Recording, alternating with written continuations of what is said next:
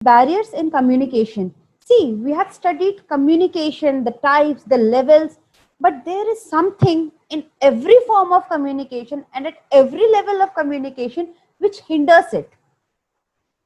So this is what is called the barriers in communication, right? So we will learn today the concept of noise, the barriers in communication. Okay.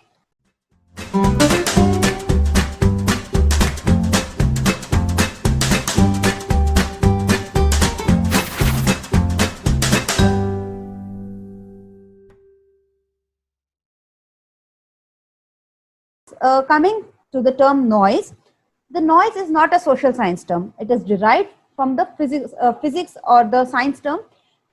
Noise means in Hindi we used to say शोर, कि शोर हो रहा है, आप अपनी बात कह नहीं पाते हो, जब समझ नहीं पाते हो, जब आपका पिच जरूरत से ज्यादा लाउड होता है या आपके आसपास बहुत शोर हो रहा होता है, तो आप अपनी बात को अच्छे से कह नहीं पाते हो, वो होता है नॉइज, डिस्टर्बेंस. कम्युनिकेशन में it is an unwanted signal which interferes with the original message signal and corrupts the parameter of message, right? So ये कोई नहीं चाहता कि उसका कम्युनिकेशन हिंडर हो या उसके कम्युनिकेशन में कोई ब्रेक आए. ये किसी भी तरीके का हो सकता है. ये एक मैकेनिकल हो सकता है कि आपका डिवाइस है वो सपोर्ट नहीं कर रहा, जैसा थोड़े होता रहता है टू एंड फ्रो, सबके साथ होता है ये आजकल. और ये एक इमोशनल भी हो सकता है कि आप समझना ही नहीं चाह रहे हैं. ठीक, जो सबसे कॉमन है अपने यहाँ सबसे ज्यादा एग्जांपल दिया जाता है डे ड्रीमिंग का, कि कहाँ खोए हुए हो क्लासरूम में, आप फिजिकली प्रेजेंट हो, मेंटली नहीं, तो जो टीचर समझाना चाहता है वो आप नहीं समझ पाते हो. This is another form of noise. तो जो ओरिजिनल मैसेज को इंटरफेयर करे, ठीक, वो होता है noise and corrupt the parameter of message signal. तो मैसेज के कुछ पैरामीटर होते हैं जिनको हम आगे डिस्कस करेंगे, उसको रोकता है, उसको कहते हैं noise. So it alters the message, ये मैसेज को डाइवर्ट कर देता है. ठीक, ये मैसेज को मिस इंटरप्रेट, मिसलीड कर सकता है. Noise was introduced as a concept in mass communication by Shannon Weaver. Shannon Weaver ने अपने मॉडल में, हम आगे डिस्कस करेंगे, उसमें नॉइज को कंसेप्ट को दिया था. Keep this thing in your mind. In the jargon of communication, all barriers, whatever in their nature, are clubbed under a common label, noise. किसी भी तरीके का डिस्टर्बेंस हो, चाहे वो आपका मैकेनिकल हो, इमोशनल हो, या लाइक आपका साइकोलॉजिकल हो, लिंग्विस्टिक हो, तो वो आपका सब नॉइज में ही काउंट होता है. उसके लिए कोई अलग से उन्होंने एक क्लासिफिकेशन या उन्होंने एक ग्रुप नहीं बनाया. All the barriers distort any manner of message. All the barriers that distort communication in any manner are noise. कोई भी लाइक डिस्टर्बिंग एलिमेंट अगर आपके मैसेज में है तो उसे हम एक कॉमन टर्म दे देते हैं, noise. Now there are types of barriers. There are physical barriers, there are psychological barriers, there are self-image barriers, there are resistant to change barriers, defensive and fearness, linguistic and cultural barrier, and mechanical barrier. There are n number of barriers, but they are broadly classified into these 7 categories. Now our first is physical barrier. Physical barrier वो barriers हैं जो एक effective communication होने से रोकते हैं, और उनका मतलब आपका उनके ऊपर कोई जोर नहीं होता. You can not control them, you can not avoid them. These are physical barriers. Like the followings are the physical barriers: the competing stimulus, environmental stress, subjective stress, और ignorance of the medium. अब हम एक एक को discuss करते हैं. The competing stimulus is another conversation is going in your surrounding. Okay, there is some competitive things going around you. The best example is when you are trying to communicate at railway station. It is like कि आप कुछ कहना चाहते हैं और train का horn बजने लगता है या अनाउंसमेंट होने लगती है तो आप चुप हो जाते हैं, या अ ट्रेन पासेस बाय, तो उसकी जो लाउड साउंड है वो आपकी पिच से लाउड होती है और जो रिसीवर है वो प्रॉपर्ली रिसीव नहीं कर सकता. और you are trying to communicate in a traffic में इतने सारे हॉन्क्स होते हैं कि आप नहीं समझ पाते हैं. तो these are the competing stimulus. Environmental stress. Environmental stress is इसका सबसे अच्छा एग्जाम्पल अगर समझना है कि आपके फादर या आपके पेरेंट्स शाम को घर आते हैं और आप सडनली उनसे कुछ डिमांड कर देते हैं, so he get irritated. It's not because he doesn't love you और he is not affectionate to you. It only means कि हो सकता है कि उनका बाहर इतनी तेज गर्मी पड़ रही हो, ह्यूमिडिटी हो, या पुअर वेंटिलेशन हो, या स्ट्रॉन्ग ग्लेयर आ रहा हो, या ही इज नॉट फीलिंग लाइक कि उनके जो पीछे हो चुका है कि वो चल के आ रहे हो कहीं से. All these are environmental stress. ठीक है, जो द थिंग्स जो इन्वायरमेंट में होती है, ह्यूमिडिटी पड़ना, बारिश होना, बारिश से आने के बाद आप एंटर करते हो, योर लाइक कि आपको अपनी चीजों को सही करना है, you need to get yourself clean, और सडनली कोई आपसे कन्वर्सेशन स्टार्ट करे तो definitely you won't be into the conversation. So it is the environmental stress. Now talking to subjective stress. Subjective stress मतलब आपसे रिलेटेड, लाइक आपसे इधर you are इल, और आप रात में ठीक से सोए नहीं हो, या आपके मूड वेरिएशंस हो रहे हैं. Subjective stress that often lead to great difficulties and in listening and interpretations. Okay, अगर if you have not slept well, आप पूरे दिन डोजी फील करोगे, फोकस नहीं रहेगा आपका किसी भी काम पे, so the work won't be effectively done. So this is subjective stress. अगर कोई बीमार है तो हम कह देते हैं यार बीमार है, don't mind his words, या उससे भी मत बात करो, because we all know that communication won't be successful. ठीक. The fourth is ignorance of the medium. We have studied various forms of mediums. अगर रिसीवर मीडियम फ्रेंडली नहीं है, या मीडियम उस जगह पे फिट नहीं बैठता है, जैसे मैंने आपको बच्चों का एग्जाम्पल दिया था कि अगर आपको बच्चों से कम्युनिकेट करना है तो आपको न्यूज़पेपर, मैगजीन, इनका सहारा नहीं लेना है, आपको लेना है टेलीविजन का, इंटरनेट का, कार्टून्स का, इनका सहारा. अगर मीडियम सक्सेसफुली डिप्लॉय नहीं होता है तो वो अपने आप में बैरियर में कन्वर्ट हो जाता है. If the user is not medium friendly तो वो भी बैरियर में ही कन्वर्ट हो जाएगा मीडियम. ठीक है, moving forward to psychological barrier. Psychological barrier like हमारा जो ब्रॉटअप है, या हमारा जो एनवायरमेंट है जिसमें हम बड़े होते हैं, हम रहते हैं, हम देखते हैं, हम सीखते हैं, वो हमें एक विंडो है कि हम दुनिया को कैसे देखेंगे. Like we have different culture. It is to and large extent influenced by the culture or the society we live in. Our psychological barrier, it is like it is a window through which we see the world. हमारा नजरिया है हमारी psychology. हमने जो पढ़ा है, हमने जो देखा है, हम वो सीखते हैं. ठीक, जिसको एक टर्म उन्होंने कॉइन किया है, the frame of reference.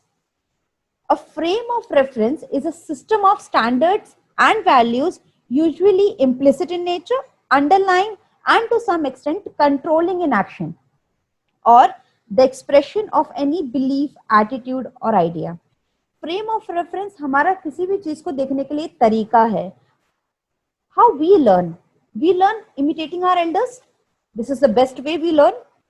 So और उन्हीं के सिखाए तरीकों से, उन्हीं की दिखाए दृश्यों से, या उन्हीं की सीख से, उन्हीं के आइडियाज से, उन्हीं के गाइडेंस से हम अपने एटीट्यूड, बिलीव्स डेवलप करते हैं, which finally develops into the frame of reference. Future में अगर हम सेम सिचुएशन फेस करते हैं, so we go back to our parents, to our mentors, to our guides कि अगर आप इस सिचुएशन में होते तो क्या करते, या अगर आपने सिचुएशन फेस की तो गाइड अस. और फिर हम क्या करते हैं कि हम देखते हैं कि वो हमारे पर्सपेक्टिव पे सही बैठ रही है या नहीं बैठ रही है, हमारे सेट ऑफ बिलीव्स को मैच कर रही है या नहीं कर रही है, तभी हम उसको उस प्रॉब्लम सॉल्विंग में डिप्लॉय करते हैं. ठीक. So the frame of reference is highly influenced by experience, especially in our childhood and cultural environment, as we have discussed. And no two individuals possess the exactly similar frame of reference, even if they are identical twins. किसी भी दो का, like आपकी family में ही देख लीजिए, अगर 4 लोग हैं तो उन चारों की सोच अलग अलग होगी. गिव देम अ टॉपिक, उनके मत अलग अलग होंगे. So this is what is a frame of reference. You cannot say Yeah, there is a similarity, but exact similar is very difficult. It's next to impossible. ठीक. Frame of reference हमने बता दिया है कि जैसे जैसे हम बड़े होते हैं या चीजों को देखते हैं, सीखते हैं, तो वो उतना वाइड होता जाता है. हम दूसरों के एक्सपीरियंस से सीखते हैं, हम अपने एक्सपीरियंस से सीखते हैं, और धीरे धीरे हमारा फ्रेम ऑफ रेफरेंस ये एक ऐसा है, जैसे हमने ग्रुप्स पढ़े थे. अगर मैं आपको एक अच्छे बेटर एग्जांपल से समझाना चाहूँ, first you are in your family. ठीक, तो वहां पे आपका frame of reference mummy papa भाई तक सीमित है. Then you go to school, then it widens your frame of reference कि आपको फ्रेंड्स हैं, आपके कैसे बात करनी है, कैसे नहीं करना है, कैसे शेयरिंग है, ये सब आपका फ्रेम ऑफ रेफरेंस को वाइडन करता है. फिर आप जब यूनिवर्सिटी या कॉलेज में आते हैं तो वो और वाइडन होता है. जब आप जॉब करते हैं तो वो और वाइडन होता है. This is when you learn and go deeper in any concept, your frame of reference widens. Now, misinterpretation is a psychological barrier. Suppose अगर हम बात करें कि मैंने आपसे कुछ कहा और आपने उसको दूसरे वे में समझ लिया, it is a psychological barrier. मैं अपना मैसेज को आप तक उस वे में कन्वर्ट नहीं कर पाई जिस वे में मुझे कन्वे करना था. ठीक, because you misinterpreted the message or you not correctly understood the message. It is a psychological barrier. Moving forward, self-image. Self-image to an extent is like the way we look ourselves. ठीक, it is generally tied up with the frame of reference we have discussed. But हम अपने आप को कैसे treat करते हैं, हम अपने आप को कैसे देखते हैं, हम अपने आप को कैसे समझते हैं, how we talk to ourselves. ठीक, self image is directly related to intrapersonal. If we talk how we like analyze our things, how we dress up, all these are form of self image. Generally we tend to defend ourselves, we tend to defend our point. अगर हम group में बात कर रहे हैं तो we tend to say, अगर गलती से भी हमने कुछ गलत बोला तो we tend to defend it कि नहीं, हमने ऐसा बोला, ये इस सिचुएशन में फिट होगा. ठीक है, this is what is self image. We tend to rationalize our mistakes, interpret in the way we wish to. Now what is this interpret in a way we wish to? We wish to मतलब कि हम अपने according, अपने beliefs के according, अपने attitude के according, अपनी psychology के अकॉर्डिंग हम मैसेज को इंटरप्रेट करते हैं so that they can suit us, right. So this results in communication selectivity. हम अपनी अगली क्लास में पर्सनल इन्फ्लुएंस और इंडिविजुअल डिफरेंसेस थ्योरी पढ़ेंगे जिसमें आपको सिलेक्टिविटी को हम समझाएंगे. So communication selectivity is a form of self-image barrier. You're very selective to a message because you want that message to be best suited for you. ठीक? Moving forward, resistance to change. See, this communication, this barrier of communication is very, very difficult to adapt. Right? This means very difficult to adapt. ये generally हमारे elders के साथ होता है, हमारी जो old age groups हैं उनके संग होता है, बट टू एन एक्सटेंट हम सब इसको एम्प्लॉय कर देते हैं. लाइक कार्ल रॉजर ने कहा था, risk of being changed is one of the most frightening prospect many of us can face. आपको सपोज आपके बिलीव्स बदल दिए जाएं, सडनली आपके थॉट्स बदल दिए जाएं, आपके आइडियाज को नेग्लेक्ट किया जाए, आपसे कहा जाए नहीं इस तरीके से नहीं, इस तरीके से सोचो, it's very difficult for you to accept. Just imagine, इसका हम एग्जांपल लेते हैं कि अगर किसी को लैंडस्केप में पीपीटी देखने की आदत है और सडनली आप उसको पोर्ट्रेट में दे देंगे, so it's very difficult for him to accept it. कोई अगर पोर्ट्रेट में मोबाइल चलाता है, मोबाइल यूज करता है, और अगर कोई लैंडस्केप में उसको दे देगा, it's very difficult for him to use. ठीक है, this is resistant to change. अगर हमारा लैंडस्केप फॉर्म ऑफ न्यूज़पेपर है, अगर हम उसको सडनली एक दिन आप सुबह उठ के देखते हो कि आपका पोर्ट्रेट फॉर्म ऑफ न्यूज़पेपर आया है जो आपका डेली डोज ऑफ इंफॉर्मेशन रहता है, तो आप उसको बहुत डिफिकल्ट हो गया आपको उसको एक्सेप्ट करने में, क्योंकि फील लाइक अरे ऐसा दिया है, it will immediately come to your notice. ठीक है, Ideas that do not support our views are resisted. You straight away say no to the ideas that do not support or match your view. It's not like आप उसको like you start defending it. No, you don't defend it. You say you don't even let it come in. You don't even accept it. ठीक है? So अगर this is only one condition, जब आप अपने किसी भी मैसेज को accept करोगे, इफ किसी तरीके का आपको बेनिफिट दिया हो कि इससे आपको ये फायदा है अगर आप ऐसा करो, तभी आप उस मैसेज को एक्सेप्ट करोगे, और else you will keep resisting it unless and until there is no benefit assured. Fine. Let's move to the another barrier. It is defensiveness and fear. See, what is defensiveness? Defensiveness are the thing which we are trying to explain in a psychological barrier as well as in a self-image barrier. See, you keep on justifying, right? You keep on convincing yourself. You keep on defending your views.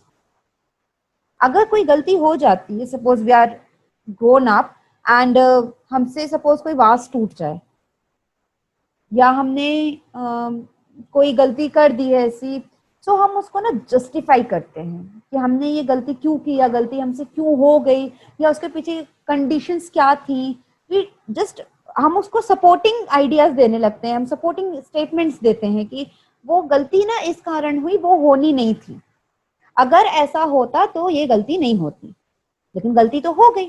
So we tend to rationalise our mistakes. ठीक है? So we create a defensive statements कि हमने ऐसा किया तो हमने ऐसा क्यों किया.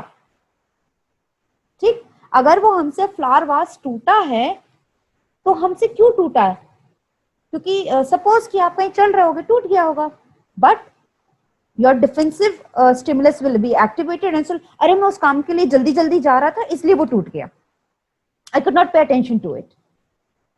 ठीक है? But you know the truth, right? Coming to our second point, fear. Fear is the most constricting of all the effects, right? It is like कि fear is an effect of great potency in determining what the individual will perceive, think or do. क्या होता है जब हम किसी चीज से डरते हैं, इसमें ऑप्टिमिज्म कहीं नहीं आता है कि डर के आगे चीत है, माउंटेन ड्यू इसमें कहीं काम नहीं करेगा. इसमें फैक्ट ये है, when you fear, suppose you have fear of darkness, then you will resist yourself in going to a dark room or a dark place. And you will make sure कि जो आपके आसपास या आपका घर है या सराउंडिंग है या आपका वर्क प्लेस है, इट्स फुल ऑफ लाइट, इधर नेचुरल और समथिंग लाइक दैट, और you do the things in sunlight in a bright day.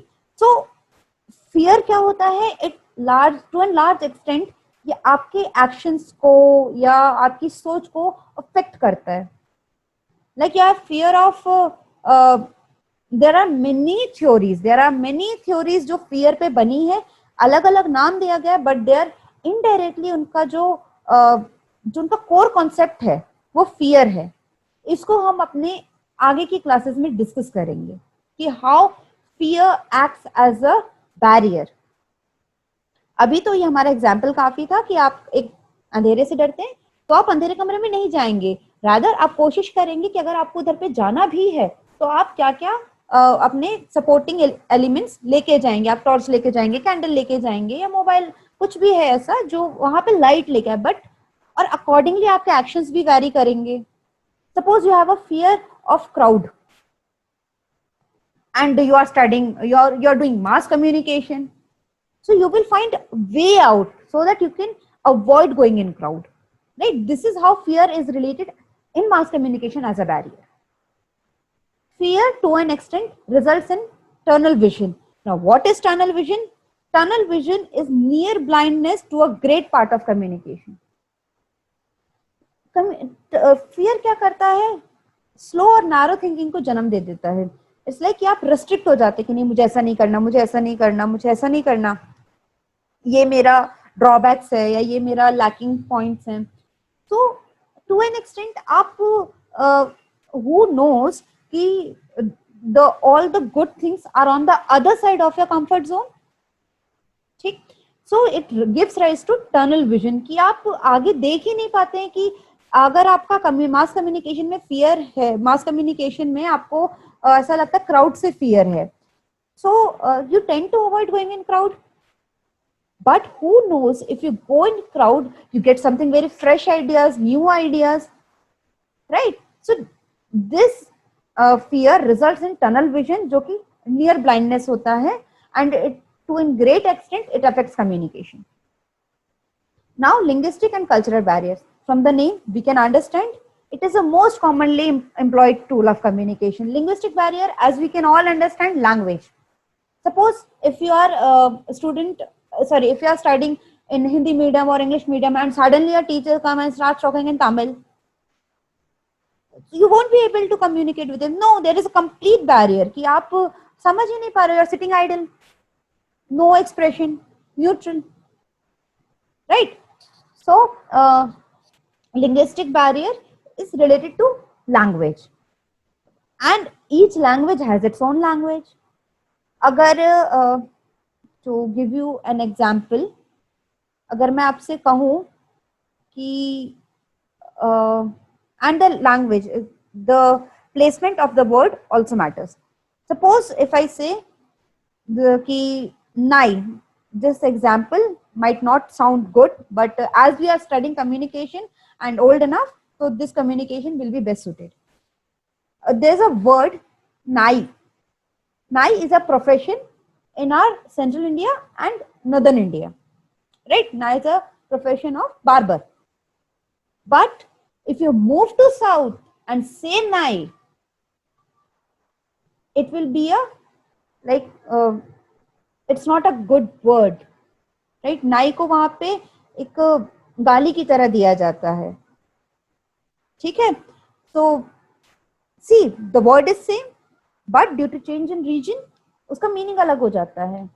If we say someone as dog in Dubai, वहां पे उसको अच्छा माना जाता है क्योंकि उसको the dog is directly related to loyalty there, right? But saying same thing here generates different meaning, creates fights. Grammar and spelling barriers. Linguistic में ग्रामर और स्पेलिंग बैरियर्स आते हैं, जैसे हम रोको मत जाने दो वाला एग्जाम्पल में पंचुएशन मार्क हमारे रोको कमा मत जाने दो, रोको मत कमा जाने दो, ठीक? Cultural noise, when culture or subculture of the audience is so different from that of sender, the message understood in a way the sender might not have anticipated. अगर दो लोग दो डिफरेंट कल्चर से बिलोंग करते हैं, if the speaker is belonging from a different culture and the audience is from different culture, so the communication, whatever the sender is trying to communicate, will not be exactly interpreted by the senders, क्योंकि उनके culture ही उन्हें allow नहीं करेगा ये सारी चीजें समझने के लिए, ठीक? They haven't seen such thing in their life. How can they accept it, right?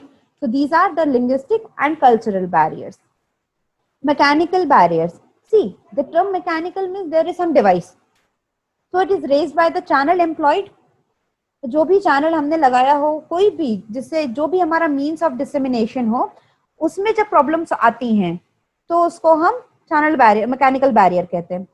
Increased in difficulty in perception, मतलब sorry reception, it's not perception, it's reception. Increase the reception difficulty. जब रिसीव करने में या समझने में हमें problem आती है, तब उसको हम बोलते हैं इंक्रीज रिसेप्शन डिफिकल्टी, कि हम उस चीज को रिसीव ही नहीं कर पा रहे हैं due to mechanical barrier, right?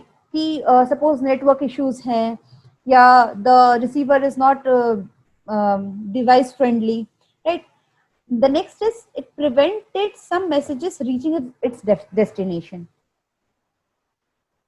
कोई भी मीडियम या चैनल जब पहुंच नहीं पाता है अपने ऑडियंस तक, या वो मैसेजेस को ठीक से कैरी नहीं कर पाता है, उसको भी हम मैकेनिकल बैरियर बोलते हैं।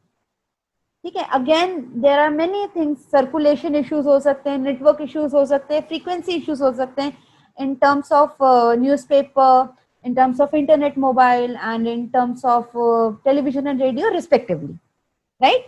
So these were our barriers of communication. I hope you have understood very well, and this is the time to test yourself. So the question number 1 is, when one fails to decode meaning, it is known as physical, emotional, semiotic, mechanical barrier. See, physical barriers we have discussed. Emotional barrier is a part of physical barrier.